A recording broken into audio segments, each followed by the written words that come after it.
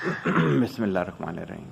ابتدا کی من اللہ تعالیٰ کے نام سے جو تنہا عبادت کے لائق ہے۔ آپ اور میں اس چیز کی گواہی دیتے ہیں کہ محمد صلی اللہ علیہ وسلم اس کے آخری نبی اور رسول ہیں۔ آپ اور میں اس چیز پہ بھی کمیٹیڈ ہیں کہ علم کا ماخذ قرآن مجید اور اس تک پہنچنے کا راستہ میرے نبی کی سنت۔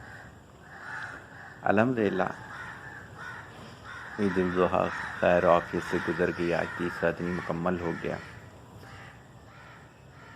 بہت کچھ سیکھنے کو ملا، اور میں ہر کسی سے کہتا ہوں کہ ہر لمحے سیکھنے کے لیے چلا کریں، تو ایک ایک چیز سمجھ میں آئے گی۔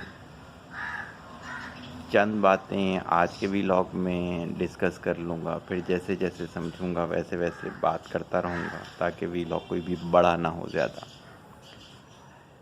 کیا سمجھ میں آیا مجھے اس ویلاگ میں؟ سب سے پہلے تو یہ تھا کہ جس کا ہوم ورک اچھا تھا، جیسے میں نے رمضان میں بھی کہا تھا، جس نے رمضان کی کم از کم 1 مہینہ پہلے تیاری شروع کی تھی اس کا تو بہت ہی اچھا گزرا تھا رمضان۔ الحمدللہ، یہ میں نہیں کہہ رہا، یہ خود لوگ کہہ رہے ہیں جنہوں نے ایسا کیا۔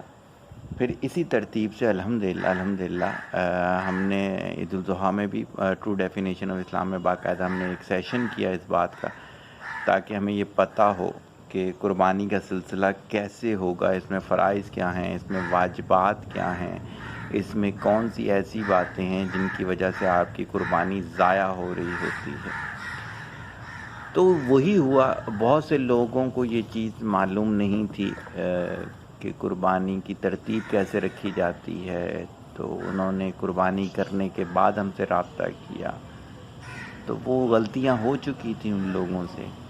پھر بہت سے لوگوں نے جانور لینے کے لیے وہی آرڈنری وے اپنایا کہ چلے جائیں گے بغیر کسی ایسے شخص کے جو کہ یہ ساری چیزیں جانتا تھا، اس کو لیے بغیر چلے گئے، یعنی جو انہی کے دوستوں میں تھوڑا بہتر تھا اس کو لے کے چلے گئے۔ تو وہ کئی ایسے جانور لے کے آ گئے جو کہ بیمار تھے۔ تو جب ہم نے ہمارے ساتھیوں نے دیکھا تو وہ بتانا اس وجہ سے مناسب نہیں سمجھا کہ وہ آپس میں حصے والے جانور تھے، ان کی آپس میں لڑائیاں ہو سکتی ہیں۔ پھر ایک چیز ہمیں جو سمجھ میں آئی وہ یہ سمجھ میں آئی کہ منڈیوں میں بیوپاری اکثر چونکہ کم علم ہوتے ہیں، جاہل ہوتے ہیں، ایمان اتنا بہتر نہیں ہوتا، ہم شہروں میں جو لوگ ہیں ان کا ایمان بہتر نہیں ہے، ہم ان پہ کیوں انگلی اٹھائیں، تو اس کی وجہ سے وہ انہوں نے بیمار جانوروں کو صرف اس تیاری سے لے کر آئے ہوئے ہوتے ہیں کہ 3 4 5 دن میں وہ بک جائے کسی ترتیب سے۔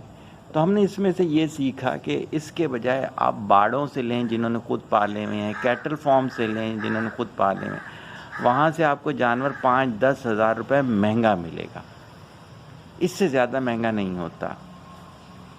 بلکہ اگر میں آپ کو فارمولہ بتاؤں تو منڈی میں جانور جو تھا وہ تھا 30,000 روپے من کے حساب سے، تو کیٹل فارم میں 32,000 روپے من ہوگا، 2,000 روپے کا فرق پڑ رہا ہوگا۔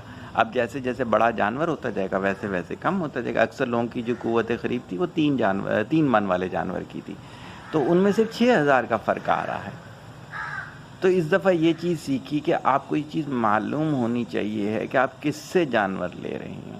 اور ہوم ورک تو ہم نے کہہ ہی دیا پہلے کہ اگر آپ نے محنت نہیں کی، دونوں صورتوں میں، یہ بکرے پہ بھی میں یہی کہہ رہا ہوں کہ جنہوں نے محنت نہیں کی ہوئی تھی وہ اس قسم کے بکرے لے کر آ گئے جو کہ حضور اکرم صلی اللہ علیہ وسلم کو پسند نہیں تھے۔ اب ان کو یہ چیز معلوم ہی نہیں ہے، تو قربانی تو ان کی ہو گئی، لیکن وہ تو اتنا خرچہ کر رہے ہیں تو وہ افضل قربانی کے لیے کر رہے ہیں نا، بہترین قربانی کے لیے کر رہے ہیں، وہ چیز نہیں اس میں ہوئی۔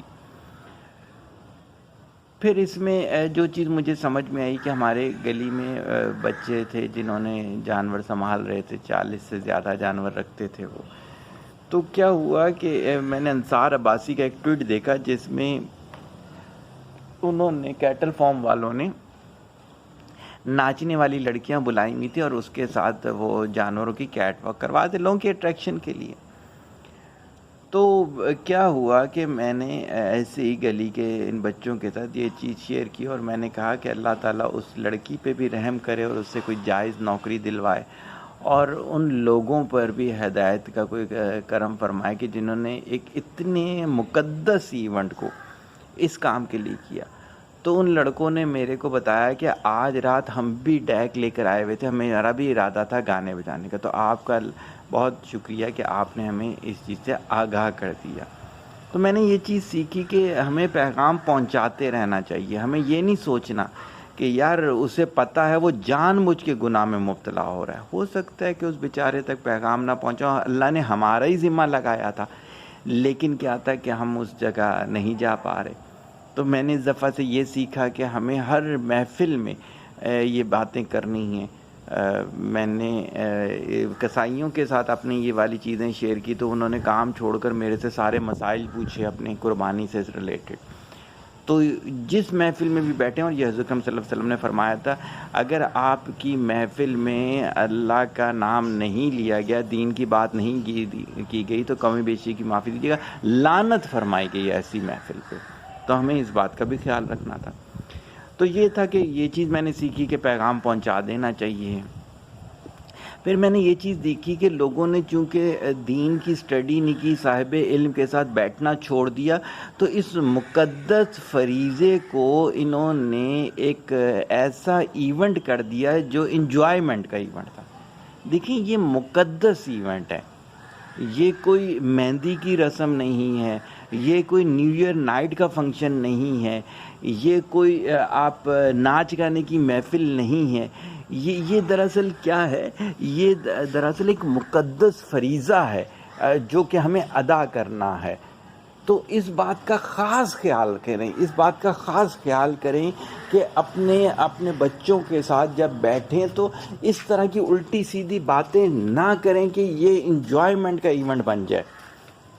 جانور لے کر آئے، اتنا بھگایا کہ بیچارہ بیمار ہو گیا، تو جب ان کو سمجھایا کہ یار آپ نے جانور، قربانی کا جانور ہے، اس کے ساتھ ظلم کیا، کہتے ہیں بچے نہ کھیلیں تو کیا کھیلیں۔ بھائی یہ ایونٹ نہیں ہے اس انجوائمنٹ کا۔ تو ہم نے اس دفعہ یہ چیز سیکھی کہ لوگوں کو ابھی یہ چیز سمجھ میں نہیں آ رہی کہ یہ انجوائمنٹ والا ایونٹ نہیں ہے، یہ ایک مقدس فریضہ ہے۔ پھر گوشت کی ڈسٹریبیوشن کا سمجھ میں آیا کہ جب اکٹھے ہوتے ہیں تو اس کے حصے کیسے کرنے ہیں لوگوں کو نہیں معلوم تھا، شرعی مسئلہ تھا۔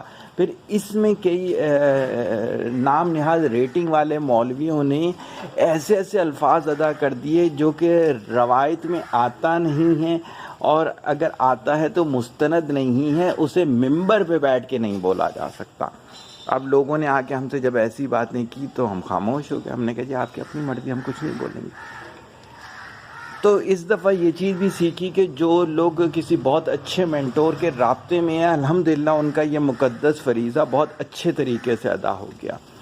پھر اس دفعہ یہ چیز بھی سیکھی کہ میں ہر دفعہ کہتا ہوں کہ اتنے کم لوگ میرے ویوز کر رہے ہوتے ہیں تو الحمدللہ وہ کم لوگ نہیں ہوتے ہیں، اللہ کا لاکھ احسان ہے کہ میرے ارد گرد جتنے ایسے لوگ ہیں جو کہ یہ ساری باتیں سن رہے ہوتے ہیں، انہوں نے اس دفعہ قربانی بہت اچھے طریقے سے کی۔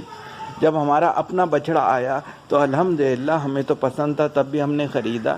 تو چاند رات کا وی لاگ میں نے اس کے ساتھ کیا کہ شاہ زیب اس کو نہلا رہا تھا اور میں وی لاگ بنا رہا تھا اپنا۔ تو مجھے ہوا کہ یار یہ تو میں دکھاوے میں چلا جاؤں گا۔ میں نے شاہ زیب سے معذرت کی کہ میں نے یہ والا وی لاگ نہیں ڈالوں گا، حالانکہ میں نے آپ سے کہا تھا۔